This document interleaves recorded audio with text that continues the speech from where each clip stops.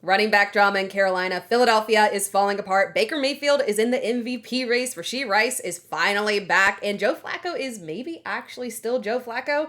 Let's talk about the chaos that is happening in fantasy football. It is week 7. This is Fantasy Football Storytime. We might have a running back controversy brewing in Carolina because when asked if Rico Dowdle had earned the RB1 role, Dave Canales said, "We'll see."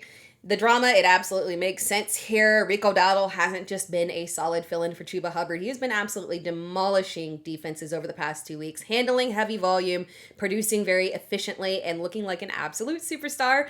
Because for many of us, this wasn't shocking here. We wanted better for Rico Dowdle in Dallas, and the Cowboys' reluctance to hand over the lead role to him last season was very, very frustrating. Once they finally handed over the reins to him in 2024, he went on an absolute tear.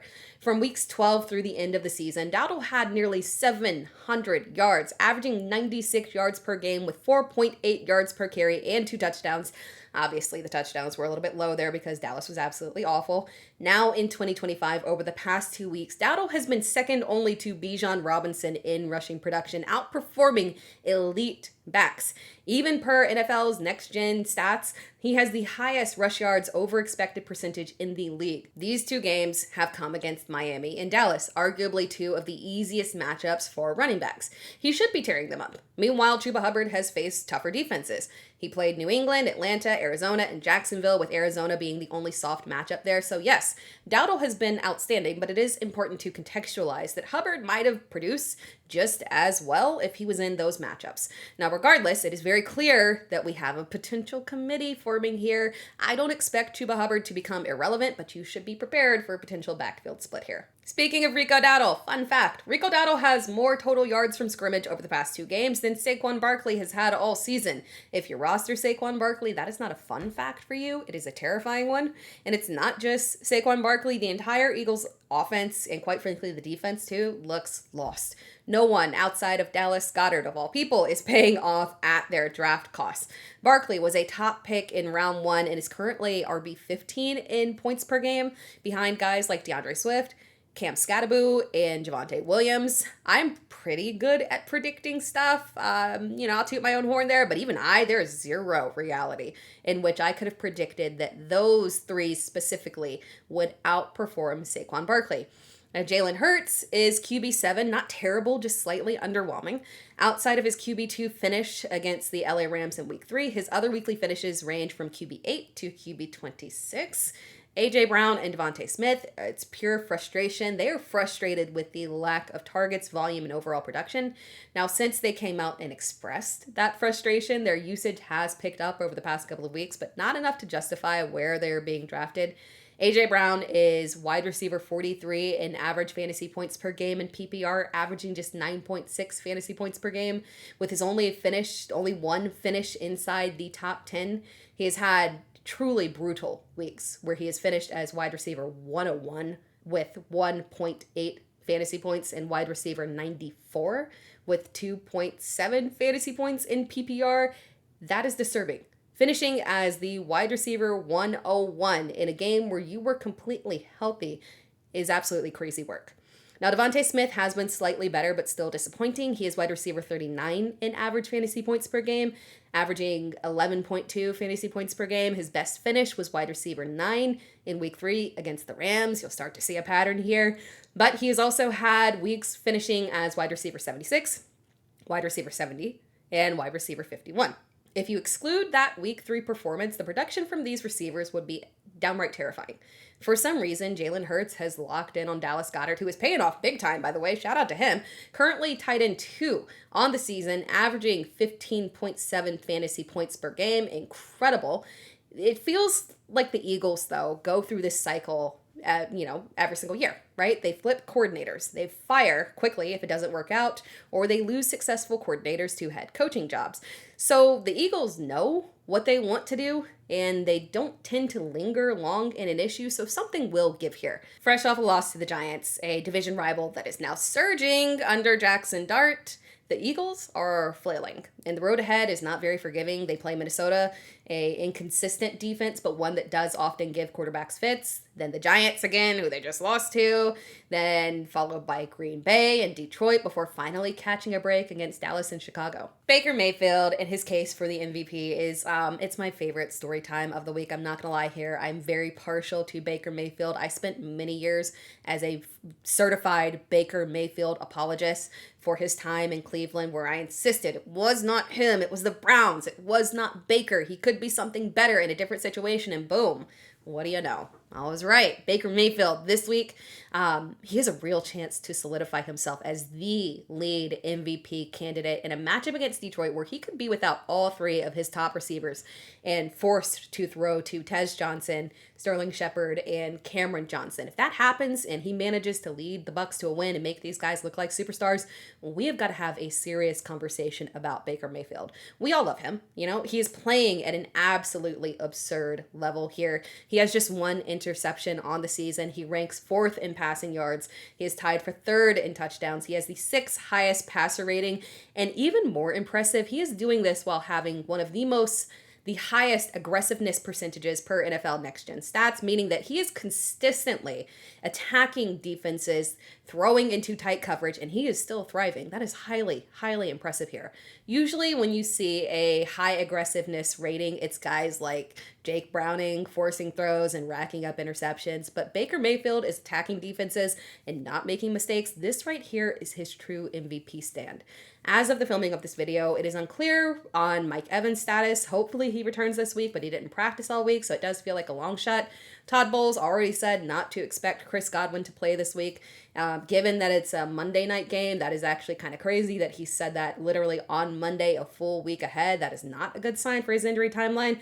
And Emeka Egbuka, we did get the report that it is a hamstring strain. It's not considered extremely serious. They think it is less serious than Mike Evans, but unfortunately, he will probably miss time. Real life issues aside, Rashee Rice is back, and we have to analyze it from a fantasy perspective because fantasy managers have been holding on to him all season, hoping that his return would save their fantasy teams. There is no mystery here. It was a 6-game suspension. The expectation was that he would be back in week 7. We know that he is healthy. Injury is not an issue. He is already projected to outperform Xavier Worthy, which does make sense. Worthy has been playing through a shoulder injury and he just doesn't look 100%. In Worthy's first game back, he had 5 receptions on 8 targets for 83 yards, added a couple of carries on the ground, strong fantasy performance. We were feeling good about it. But the problem is that production came against Baltimore, and at this point, we know that everybody is lighting up Baltimore. Since then, things have been rather mediocre for Worthy. His production has just been 10 to 11 fantasy points in each of the past 2 games.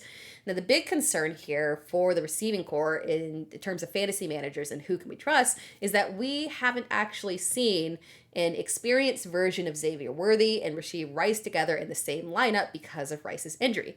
Now, Worthy's usage can be varied at times. He can work in the intermediate area. He can stretch the field. But Kansas City has been very specific about Rice's role. They prefer him in the slot for the majority of his snaps. 2024 was very short, but Rice did play the majority of his snaps outside of the slot with a 5.2 average depth of target, ADOT.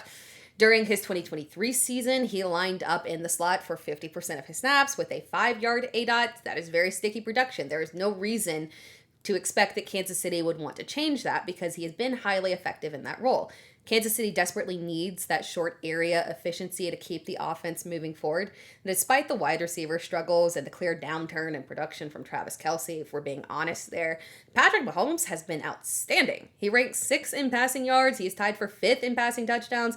He has thrown just 2 interceptions. That is remarkable, genuinely remarkable, considering that he has not had a single prolific receiver to lean on. When you look at quarterbacks ahead of him in those categories, it's guys like Matt Stafford throwing to Puka Nacua and Devontae Adams. It's Dak Prescott throwing to CeeDee Lamb and George Pickens. It's Sam Darnold with Jackson Smith and Jigba. It just highlights how impressive Mahomes has been. The return of Rashee Rice will be very welcome for Patrick Mahomes and fantasy managers alike. Finally, once again, we must talk about Joe Flacco and can he keep the Bengals offense moving forward? Here we are again talking about Cincinnati and Joe Flacco and what to expect from them this week. Did I anticipate talking about Joe Flacco this much this season? Absolutely not. But here we are, so we got to talk about it. Pittsburgh versus Cincinnati might not seem like an exciting game on the surface, but did you see Mike Tomlin's comments about the Browns trading Joe Flacco within the division to the Bengals? Hilarious, considering that Pittsburgh just beat down Cleveland in a game where Dylan Gabriel threw a whopping 5.2 passes and completed only 29 of them. A performance that was so uninspiring. Fans are calling for Kevin Stefanski's firing. Flacco had an overall strong Week 6 performance. He completed 29 of 45 passes for 219 yards and 2 touchdowns, adding a 2-point conversion to Chase Brown. What I expected from Flacco was that we would get an increase in checkdowns and that we would see him be extremely checkdown friendly as he was in Cleveland.